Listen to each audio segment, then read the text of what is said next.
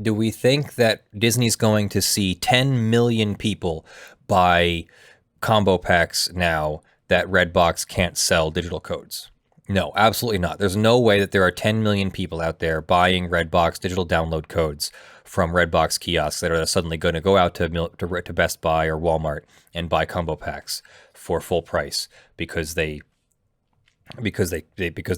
restricted this. Our next big story is that Disney has finally figured out how to get an injunction against Redbox's selling of digital download codes. Let's see how they did it. As explained in further detail in this court's prior order, Disney owns copyrights to several movies: Coco, Beauty and the Beast, Star Wars, Black Panther, etc. Disney's product offerings include combo packs, which contain a DVD or Blu-ray or both, and a piece of paper with a digital download code. The code can be inputted or redeemed at redeemdigitalmovies.com or disneymoviesanywhere.com, the redemption sites or download sites, to allow a user to stream or download the movie contained on the physical disc. Redbox rents and sells movies to consumers via automated kiosks. Redbox has for many years purchased and disassembled the combo packs, then rented or sold the physical discs therein to Redbox customers. In late 2017, Redbox also began offering combo pack download codes for individual sale at Redbox kiosks. Soon after, Disney filed this suit and sought a preliminary injunction, stopping Redbox from offering standalone Disney codes for sale. Disney's complaint alleged that Redbox's resale of combo pack codes constituted contributory copyright infringement, breached a contract Redbox enters into when it purchases combo packs, interferes with Disney's contractual relations, and violates California false advertising and unfair competition laws. This court denied Disney's motion, concluding that in light of the specific language printed upon combo pack boxes and used within the redemption site's terms of use, Disney could not show a likelihood of success on the merits of its breach of contract or contributory copyright infringement claims. Disney subsequently changed the language on its combo pack boxes, changed the download site's terms of use, and amended its complaint. Disney does not concede the changes were necessary. Disney's combo pack packaging for the movie Black Panther is the first to reflect the changes implemented after this court's denial. The front of the Black Panther combo pack indicates that the combo pack includes a digital code. The back of the box states, in some of the largest print displayed, digital code included asterisk. The asterisk, it directs the reader to discrete text at the bottom of the package, which states, digital code redemption requires prior acceptance of license terms and conditions, codes only for personal use by recipient of this combo pack or family member. Digital movie code subject to expiration after May 15th, 2023. Smaller type in a more central fine print type section of the packaging reads, the digital code contained in this package may not be sold separately and may be redeemed only by the recipient of this combination package or a family member. Visit moviesanywhere.com to redeem whatever. The paper code insert within the combo pack contains a similar statement. This digital code is part of a combination package and may not be sold separately. A visitor to redeemdigitalmovies.com now sees a pop-up.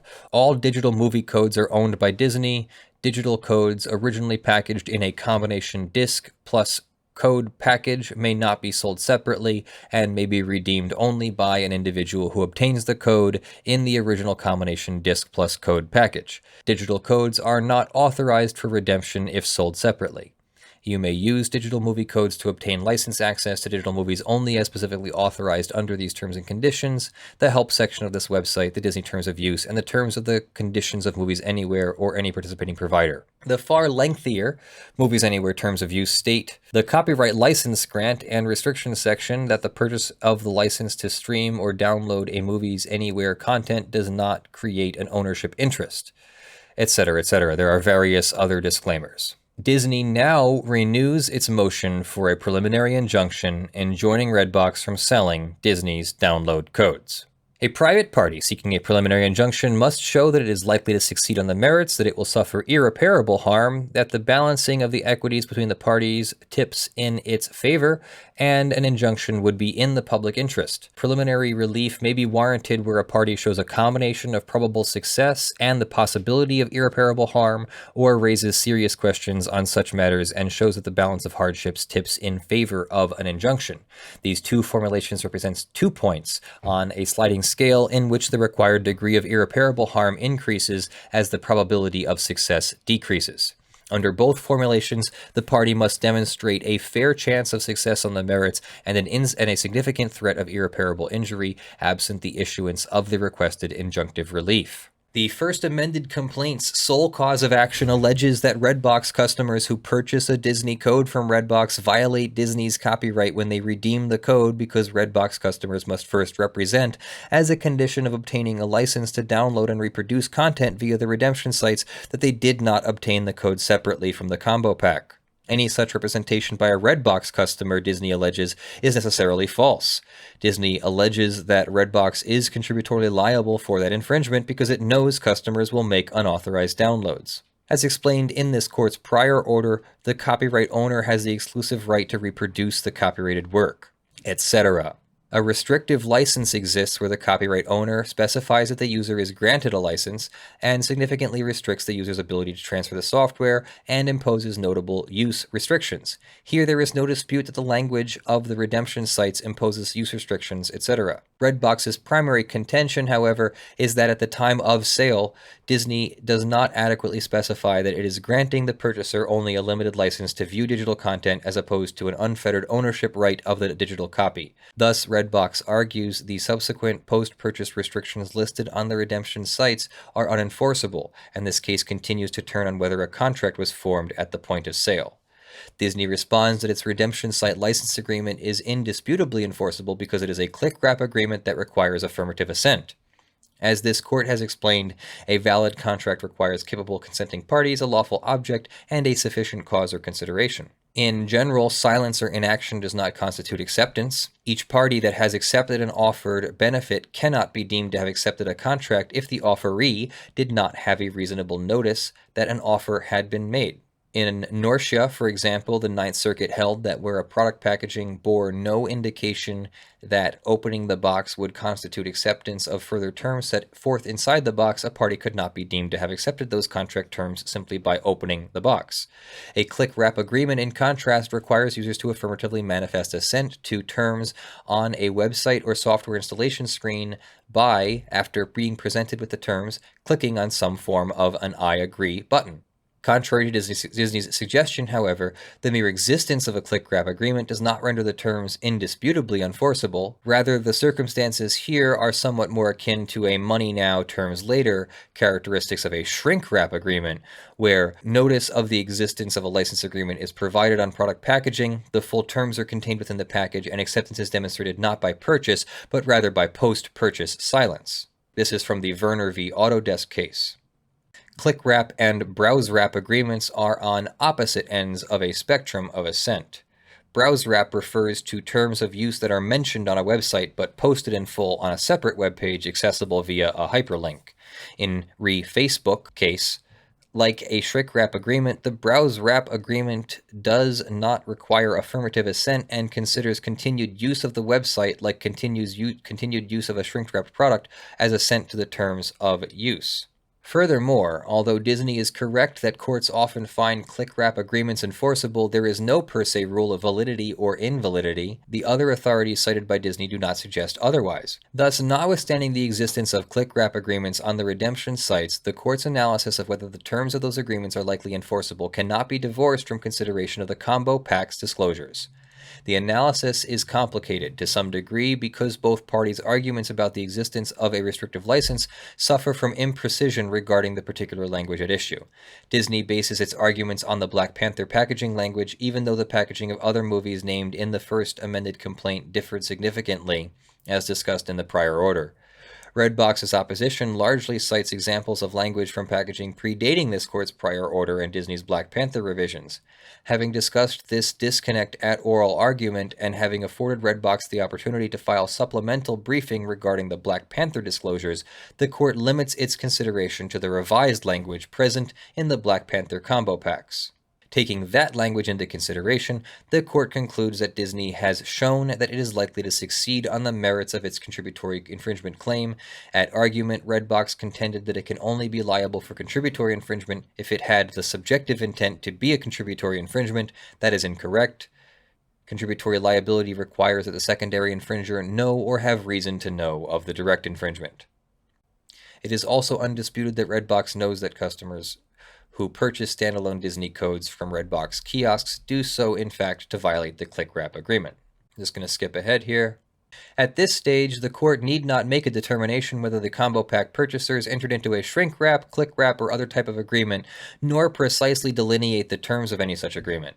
It appears from the record currently before the court that neither Redbox nor any combo pack purchaser could or reasonably did believe that, notwithstanding the Black Panther licensing language on the box itself, the combo pack included unrestricted ownership rights to any digital content. Because Redbox did not obtain an ownership right to any digital content when it purchased combo packs, Disney has adequately shown that it is likely to succeed on its claim that Redbox encouraged Redbox customers to infringe Disney's copyrights by redeeming codes in violations of the license terms, as set forth in the Black Panther packaging and its license. Let's see if there's anything else interesting in here.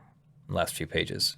Redbox raises first sale defenses, but we've already heard from the court that this is not a first sale situation because there was no ownership interest created. You have an ownership interest in the physical DVD or physical Blu-ray disc, and the copy of the movie that is on it only exists as that particular physical copy. You are allowed to back it up, yes, but you are not allowed to distribute it or copy it or otherwise do other things with it. You can resell your disc and then destroy your backup copies or whatever. But a digital code is not the same. And Disney seems to have altered their language, adjusted their language to be something more appropriate for what the court is looking for. That there has to be continuous sort of custody of evidence, chain of contractual assent is what they're looking for. That there's this chain of contractual notice and assent by the packaging, the purchase, and the redemption of the key. And if that's what's happening, then this is a restrictive license, and the restrictive license can say no resale. It is not a first sale doctrine issue. Let's see what the judge concludes then. For the reasons above, Disney's motion for preliminary injunction is granted. Redbox and its officers, directors, etc. are hereby restrained and enjoined from selling or otherwise transferring plaintiffs' standalone codes originally included within combo packs bearing licensing terms identical or substantially similar to those displayed on plaintiffs' Black Panther combo pack packaging.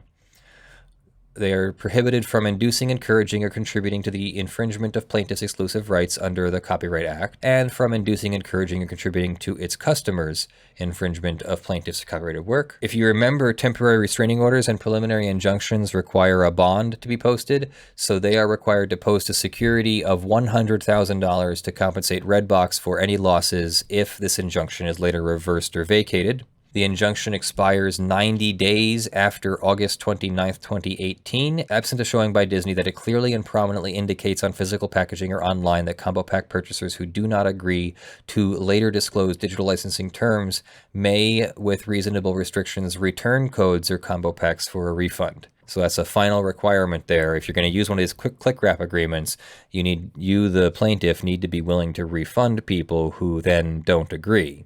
So if I buy the thing and then I go to open it and I realize, oh, it's got a restrictive covenant, I don't want to do this, and then the store won't allow me to return it because I've opened it or whatever, but I haven't agreed to the terms yet, because by continuously using it or redeeming the digital code, Disney now has to have a procedure for allowing a return of those things. That seems almost not worth it. This is a lot to go through so that Disney can make literally a few extra dollars off of people who want a digital combo pack. If someone just wants a copy of the movie, then they could just go to Redbox and buy a code for $9.99 or whatever, and Disney doesn't benefit from that beyond the profit they made off the purchase of the combo pack. So Disney's upset that someone is using their packaging of things in a combo pack by breaking them out and selling them separately. And I sort of get that, but at the same time, I don't understand why that's damaging to Disney. It doesn't seem to me that they're losing very much, if anything at all, and it just means that Disney movies are being seen by more people. I don't really understand how this even works out to be a net positive for them. Even if they get some money from Redbox and all that, I really feel like all they've done is had a big court case here, and a bunch of people realize that Disney is super restrictive. They've had to put even more restrictive language on their products, and so it makes their products look super legally restricted. And I don't know if I necessarily want to go buy Disney products that are legally restricted, but then again, I'm sure that, you know, mom and dad don't care about that. They're going to go buy whatever their kid wants to watch, or, you know, whatever. But it just doesn't seem to be a huge win for them. Like, great, okay, so you can't go buy digital download codes at Redbox kiosks. Oh well, I mean, it just doesn't seem to me like a huge win for Disney. It's like this is a drop in the bucket for them. I just feel like Disney isn't actually making more money by preventing Redbox from selling those keys. Not really that much, I don't think. Let's play the game of hyperbole. This is how hyperbole is supposed to be used. Do we think that Disney's going to see 10 million people buy combo packs now that Redbox can't sell digital codes? No, absolutely not. There's no way that there are 10 million people out there buying Redbox digital download codes from Redbox kiosks that are suddenly going to go out to Best Buy or Walmart and buy combo packs for full price because Disney restricted this. Do you think it's 1 million people? Do you think it's 100,000 people? Do you think it's 10? Do you think it's even 10,000 people? Do you think it's even 1,000 people? Maybe we're getting closer to a number. Maybe Disney did all of this, and maybe it's between 100 and 1,000 copies will be now sold that weren't sold before. So Disney made the profits on approximately 1,000 copies is my best estimate. And 1,000 copies at whatever the combo pack price is, $25 or something. Sure, that's a decent profit. They made $12,000 to $20,000. I am still sticking by my number. I don't think 10 people are going to buy the DVD Blu-ray combo just for the digital copy. Yep, I don't foresee this action as having benefited Disney beyond about $10,000 to $20,000. Yeah. Now, maybe I'm not looking far enough. Maybe Disney thinks that this was going to become a wanton problem where the whole world was going to be buying combo packs and breaking them out and selling them to each other. I don't think so. I think there was an upper limit on this, and I think we pretty much hit it.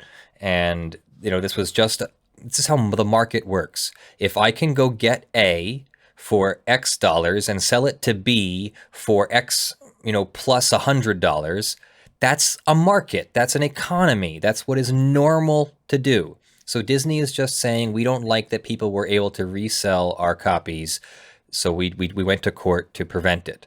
It was more of a Pyrrhic victory, more of a principled victory than an actual effective economic victory, is what my opinion is. And if I had been Disney, what I would have done instead is reach out to Redbox and say, hey, can we work this out? How about we let you sell digital codes? We just want you to do it a little bit our way. Maybe we'll split the fee a little bit differently. And maybe we'll have to have a big fight over whether the fee should be, 20% us and 80% them, or 80% us and 20% them. And maybe they did. Maybe they tried to do that and they couldn't work it out. But that would be my first thought, would be there's an opportunity here to work with Redbox instead of an opportunity here to spend a buttload of corporate money on fighting a thing that's really not going to get you a net gain in the end. My opinion. Maybe they think the win is all they needed. That this is a perfect victory for them. Everything they ever wanted.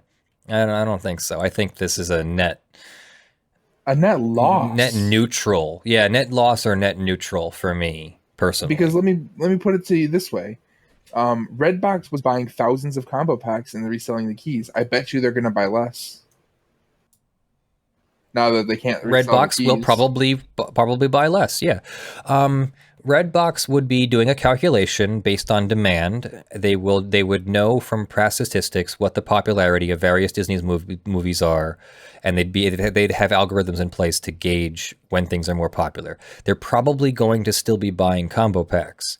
They just can't resell the digital code note now. So it does mean that people might buy more digital codes from Disney because they can't get them at Redbox. But I'm guessing it is in the low 5 figures of profit and not something to write home about at Disney's level. We're talking about a $10,000 or $20,000 profit, my estimation, in a company that's worth billions. Yeah. Oh, per year. Yeah, I mean, the company is probably, worth trillions over many years. I mean, what did Infinity War box office like? I don't know. Yeah, so this could be practice. This could be just practice for their attorneys. Their attorneys were bored and they wanted to do this for practice. I do stuff for practice. I make videos. So, great. $2.046 billion Infinity War net box office. Yeah. Yep. And we're concerned about a few thousand in profits from Redbox's digital download codes. I could be wrong. Somebody could throw statistics at me and show that there were millions of people downloading these movies. I doubt it. I really, really, really, really doubt it. Even I went to my local Redbox and I tried to find digital download codes at my Redbox kiosk and I could not find them. It looks like they're only offered in certain places or something. So what do we think of that? Any last thoughts on that one? Like I said, I am in shock that not only that they were able to do this, like quite a skillful way of setting up that contract, but also that they would. I honestly feel like I think they're going to do this for a little while.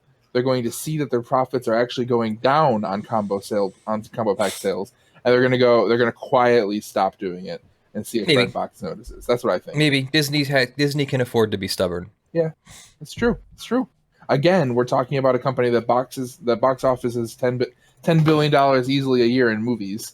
They can afford to lose money on this just to kill off the competition. It sucks, but there we go. I mean, partly just thinking about we don't have Redbox up here. I literally just try to go to the website and say access denied on all my browsers. And for me, unless I buy a physical Disney copy or go to the store, it's through one of the streaming services I signed up for now, which I pay a monthly premium, and obviously they pay Disney licenses for their special Disney channel. So sure, it seems in a way they just like to maybe be in control of it and get those license fees. That's probably being. But those license fees, I don't think those license fees are nearly as much as what they were getting from Redbox purchasing combo packs.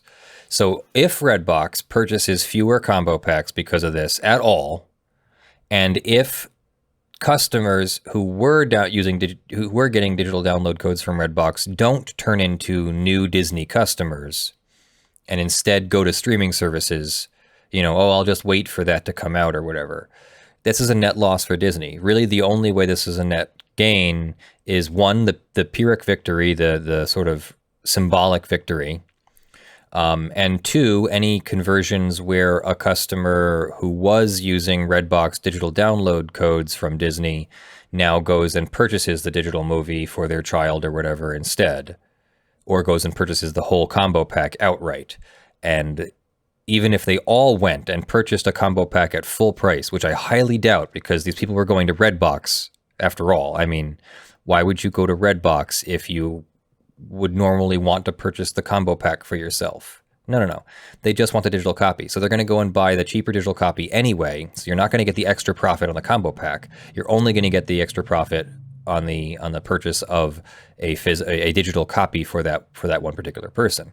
So some of those people will stream instead, so you only get a reduced streaming fee for that.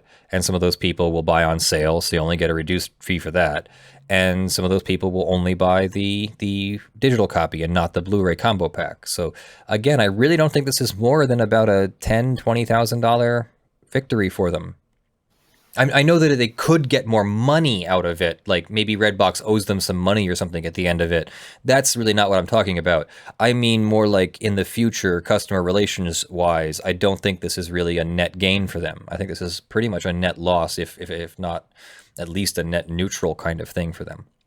Disney is trying to limit people's access to their movies so that they have to go buy them. There are some movies who they stage their release every 10 years because they want to maximize profits. They're allowed to do this, absolutely. I'm calling them out and saying that I don't think it's actually economically helping them.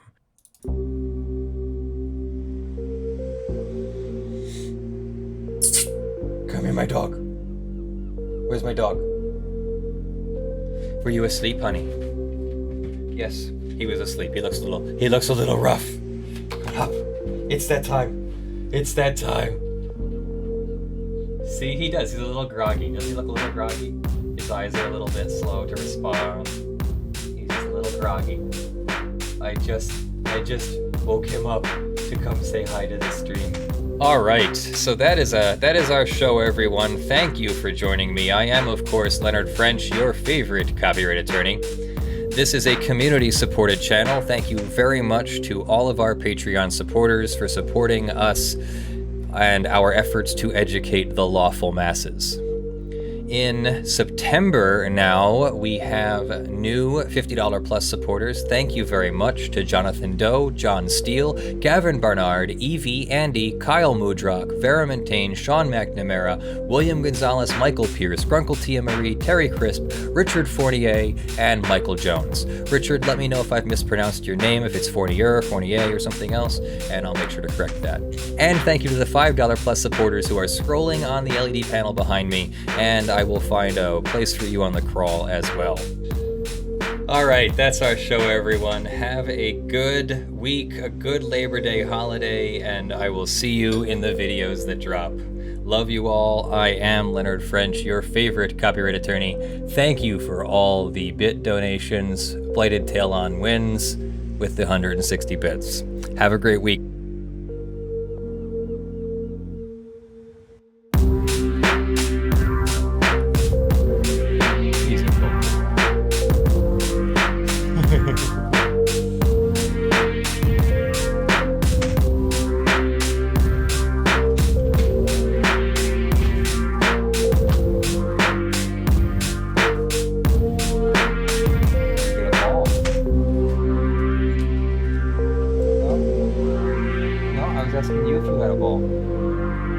Asking you if you had a ball. Did you find a ball over there?